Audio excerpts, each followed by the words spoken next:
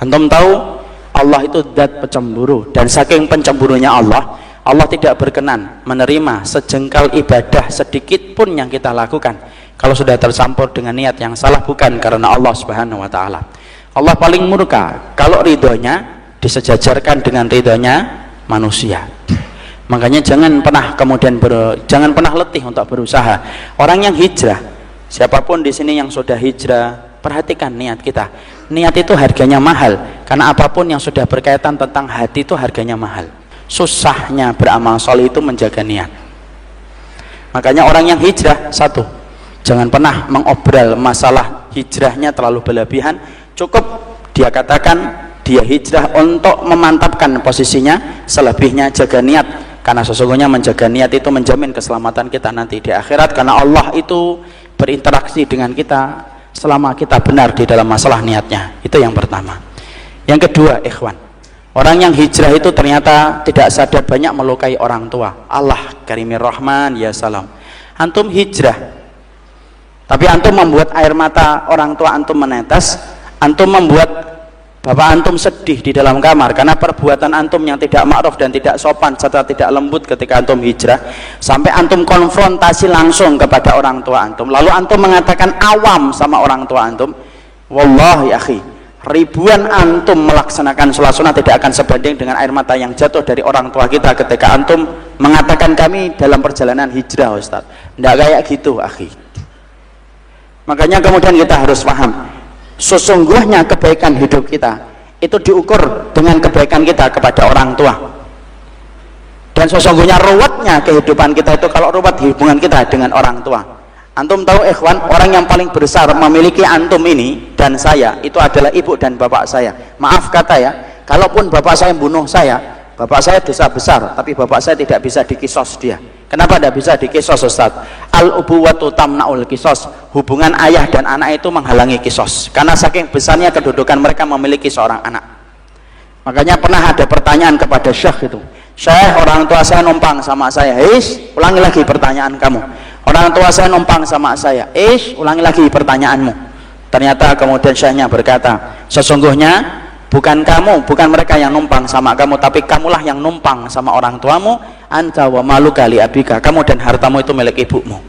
Ikhwan, kalau antum hijrah tapi antum tutur katanya ketus, kemudian tutur kata antum layaknya pisau, kemudian hati antum layaknya minyak yang siap membawa api ketika membakar, bagaimana ketenangan hati orang tua antum? Antum salah akhi, karena hijrah kalau benar dengan sikap yang baik itu seharusnya tidak membuka konfrontasi kita dengan orang tua kita. Anak paling tidak suka ya kalau ada seorang anak baru hijrah kemudian tega datang kepada saya dan mengatakan orang tua saya itu awam. Betul Ustaz. Loh, orang tua antum itu awam, orang tua kita ini bodoh. Mungkin juga karena kita ketika dia mau belajar, antum sudah nongol itu di rahim ibu kita, dan ketika bapak kita mau belajar, kita sudah nongol dan dia rela untuk kerja meneteskan keringat supaya nyarikan kerja untuk kita. Lu kok tega-teganya kita ketika hijrah kemudian kita ngomong ibu itu tidak paham agama, bapak itu tahunya apa? Lu sejak kapan kemudian hijrah itu alat legitimasi bagi kita untuk meneteskan air mata orang tua kita akhi? Kalaupun orang tua antum belum paham tentang apa yang kita yakini hari ini, ketika kita ingin meretas jalan sebagaimana jalannya Nabi, maka wallahi perkataan saya dan antum tidak pernah halal di hadapan Allah untuk membuat terluka hati orang tua kita.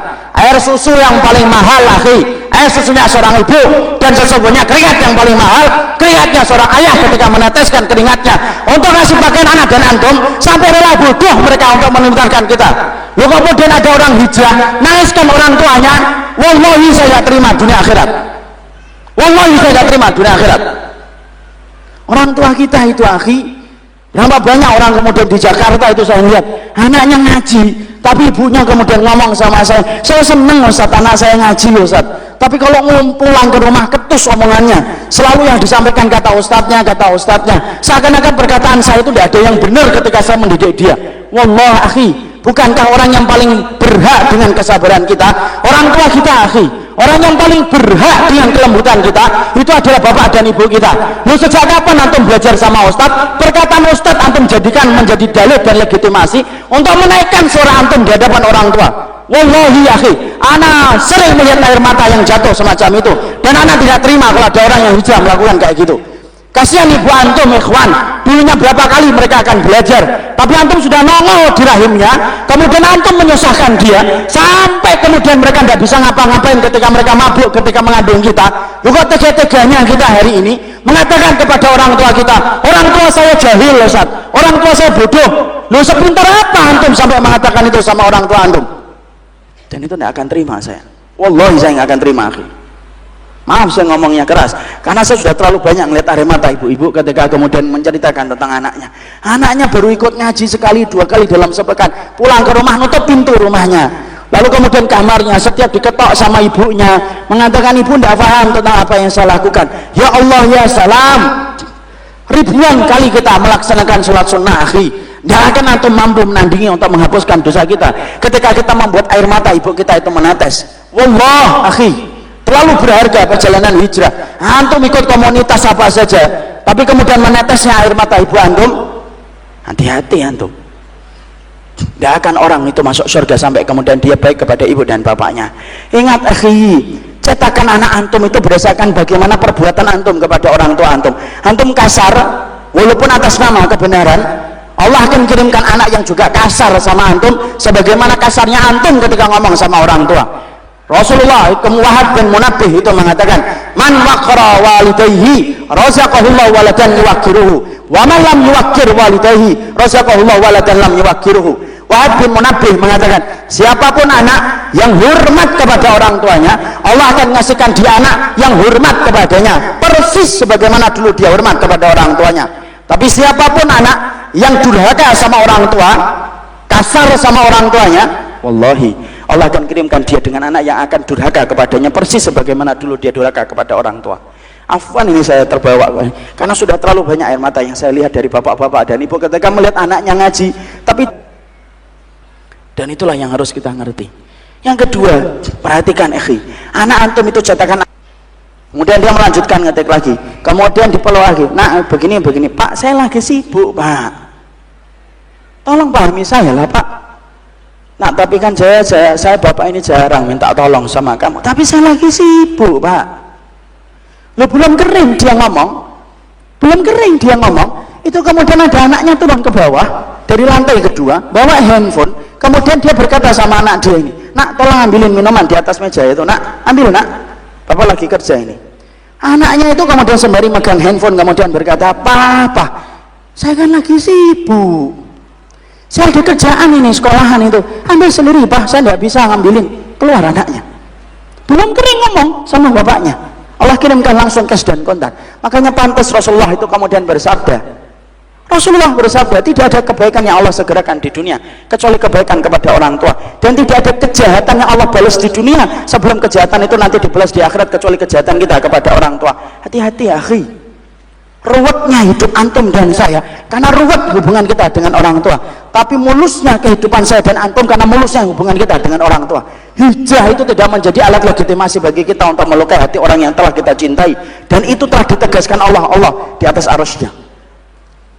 Minta maaf akhi, jangan pernah kemudian ngomong kasar hanya gara-gara kemudian kita ingin melakukan kebaikan. Kebaikan itu disampaikan dengan yang baik, dan kebaikan tidak pernah disampaikan dengan cara yang buruk. Itu yang kedua. Yang ketiga yang kita harus pahami, banyak orang hijrah baru ngaji sudah menghujat setiap orang, sudah mencela setiap orang, itu sudah memfitnah setiap orang. Masya Allah akhi, antum ninggalkan ulang tahun, ninggalkan tahun baru, ninggalkan dangdutan, setelah itu antum mencela orang ketika antum ngaji hanya karena berbeda dengan tempat antum ngaji, hanya berbeda dengan ustadznya antum kaji ilmunya dan antum cocok keladanya, lalu antum hujat setiap orang dan antum fitnah setiap orang dengan kata-kata berat, yaitu kata-kata syubhat ataupun kata sesat. Wallah akhi, menodai kehormatan orang yang beriman itu harganya mahal. Antum tahu riba? Riba itu 73 sampai 79 pintu. Yang paling ringan dari dosa riba itu apa? Zina sama ibunya dan maknya. Itu yang paling ringan dari dosa riba. Yang puncak 73, 79 itu apa? Menodai kehormatan orang yang beriman. Jadi maaf nih, ada PSK di pinggir jalan di situ, menjajakan tubuhnya sampai 60 hari, 2 bulan berturut-turut, setiap malam dia dapat pelanggan, itu kadang lebih ringan dibandingkan kita ketika sudah menodai fulan dan fulan kehormatannya, karena kehormatan itu masalah yang mahal di sisi Allah. Antum tahu nggak, kalau kita akan melaksanakan puasa, berapa butuh saksi untuk menegaskan besok itu puasa? 1 saksi sudah cukup. Besok kemudian kita sekarang akhir di bulan Sya'ban, kemudian ada 1 saksi, tadi sore saya telah melihat hilal, hari ini kita puasa walaupun itu cuma 1. Berapa saksi yang dibutuhkan untuk mengatakan dan menetapkan Idul Fitri? Hanya 2 orang saksi saja. Tapi antum tahu berapa yang dibutuhkan ketika akan mengatakan orang itu berzina, ketika sudah berkaitan tentang kehormatan? 1 saksi tidak cukup, 2 saksi tidak cukup, 3 saksi tidak cukup, berapa? 4 orang saksi sampai mengatakan fulan berzina. Mana saksinya? Fulan, fulan, fulan, fulan. Kalau antum hanya melihat 3 tok bareng-bareng, yang 1 lagi on the way, belum datang dia, maka antum yang kemudian dijilid dan antum yang terkena dosanya. Kenapa? Saking mahalnya kehormatan seorang mukmin ketika mereka telah beriman kepada Allah dan Rasulnya. Loh, orang kok hari ini baru ngaji, baru sekali 2 kali ikut kajian kitab, kitabnya aja nggak punya mungkin, kemudian ikra'nya juga baru ikra' 4, tapi sudah menyesatkan banyak orang, sudah menghujat banyak orang, seakan-akan kehormatan seorang mukmin itu murah di hadapannya, seakan-akan tidak memiliki nilai dan keutamaan kehormatan seorang mukmin. Wallah, dia lupa Allah tidak pernah memulai surat dengan kata wailun kecuali hanya di surat, hanya di 2 surat. Wailul lil mutaffifin dengan wailul likulli humazatil lumazah. Wailul lil mutaffifin bagi mereka yang mengurangi timbangan ketika berkaitan harta saudaramu. Wailul likulli humazatil lumazah berkaitan tentang kehormatan, karena harganya kehormatan itu mahal. Ada kan orang itu terkenalnya itu apa? Terkenalnya itu menghujat orang, motong-motong video, potong, tulisi komentar.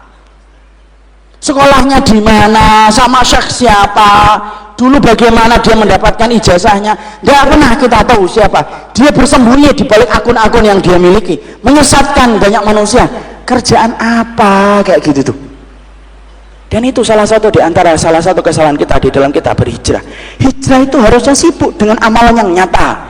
Banyak orang kristenisasi, Syiah banyak di mana-mana, kristenisasi banyak di mana-mana. Banyak orang yang mendapatkan musibah, sana pergi ke Poso, sana pergi ke Palu, sana pergi ke Donggala, sana pergi kita kemudian ke Lombok. Jelas itu akhi. Ada orang kadang-kadang baru hijrah sebentar, buat akun, buat video pendek, kumpulin video-video, tulisin kemudian menghujat fulan, buat grup untuk menyesatkan banyak manusia. Padahal orang yang dia hujat, orang yang dia vonis, tidak pernah ketemu sama dia tidak pernah menyampaikan dalilnya, dia tidak pernah kemudian mendengar dari dalil orang yang dia sesatkan, tapi setelah itu dia tertawa, terbahak-bahak. Sejak kapan hijrah itu menghalalkan kita untuk menyakiti orang yang beriman? Antum tahu ikhwan, agama yang paling memperhatikan hati manusia itu adalah Islam. Ada salah satu ikhwan baru belajar sekitar setengah tahun ke 1 tahun, datang kepada saya protes dalam tanda kutip, Ustadz, kenapa antum kumpul sama Ustadz itu? Ini sebenarnya pertanyaan tidak ada adabnya sama sekali kepada seseorang yang kemudian diambil ilmunya oleh dia. Saya tanya, apa masalahnya dengan Ustadz itu? Mereka kafir? Enggak Ustadz. Musyrik? Enggak. Terus kenapa? Kalaupun mereka berdua kafir, boleh nggak saya berteman sama mereka? Boleh. Apalagi mereka bukan kafir, akhi. Apa yang salah dengan pengajian antum? Kalau kemudian ngaji, kemudian akhirnya menjadikan kita membenci, pertanyaan kita simpel, akhi. Lalu yang kita pelajari itu apa? Harusnya di tempat kajian itu ada tempat yang paling adem, kemudian menjadikan kita ngerti yang asalnya kasar jadi lembut, yang asalnya bengkok jadi lurus, yang asalnya kemudian tidak baik jadi baik. Itulah di tempat pengajian. Jangan menjadikan tempat kajian itu kayak supporter bola, panas gitu loh. Ya kalau di tempat ilmu kita tidak adem, di mana tempat yang paling adem di atas muka bumi ini kalau bukan di tempat ilmu? Harusnya majelis ilmu adalah majelis yang paling mampu menjaga kehormatan orang yang beriman. Kalaupun kita sudah berkomitmen untuk menyesatkan orang, pertanyaan berikutnya, sebelum menyesatkan itu ada tata caranya. Sebelum antum menyesatkan orang, antum ingat ikhwan, Jessica yang kemudian naburkan kopi sianida yang sempat terkenal live kemudian siarannya. Jadi kalau antum pengen live itu taburkan kopi sianida, insya Allah antum terkenal itu. Live itu siarannya itu sampai berpekan-pekan, akhi, diputar kembali CCTV-nya, didatangkan ahli dari Singapura, Australia didatangkan, semuanya saling menyampaikan kemudian teorinya masing-masing untuk membuktikan apakah Jessica itu salah ataukah tidak. Itu Jessica. Orang yang kemudian belum beriman sama Allah, loh, seteliti itu dan sedetail itu sebelum menjatuhkan vonisnya. Loh, kita menjatuhkan vonis sudah mengatakan kalimat sesat, ketemu tidak pernah, menyampaikan hujah tidak pernah, mendengarkan hujah dia tidak pernah. Loh, kok kemudian kita sudah kemudian bisa menyesatkan orang? Loh, berarti orang mukmin itu lebih rendah kualitasnya daripada kehormatan seorang Jessica? Akhi, sesungguhnya kehormatan seorang mukmin lebih berat daripada perbuatan zina sekalipun. Makanya kalau orang ngaji, jadikan hati kita tenang, tidak paham masalah, diam. Oh, yang diam aja belum tentu masuk surga, kok banyak ngomong. Oh, jarang nulis saja belum tentu masuk surga, kok banyak nulis. Tidak semua masalah perbedaan itu harus disikapi dengan hujatan. Kan memang beda, Ustaz. Masalahnya adalah satu, apakah perbedaan itu adalah perbedaan yang ada pada zaman salaf ataukah tidak? Itu juga antum harus ngerti. Oh, tidak ngerti. Antum baca kitab taunya Bismillahirrahmanirrahim, tapi tidak paham tentang apa-apa. Ya sudah, makanya jangan kemudian kita hiasi hijrah kita dengan hujatan dan umpatan. Jadi Masya Allah, inilah yang menjadikan kita memahami, jangan dirusak hijrah dengan gali lubang tutup lubang. Janganlah kita memintal kemudian baju, kemudian kita rusak apa yang kita pintal. Karena sesungguhnya terlalu berharga hijrah ini, kalau hijrah ini hanya pindah dari satu dosa ke dosa yang lainnya.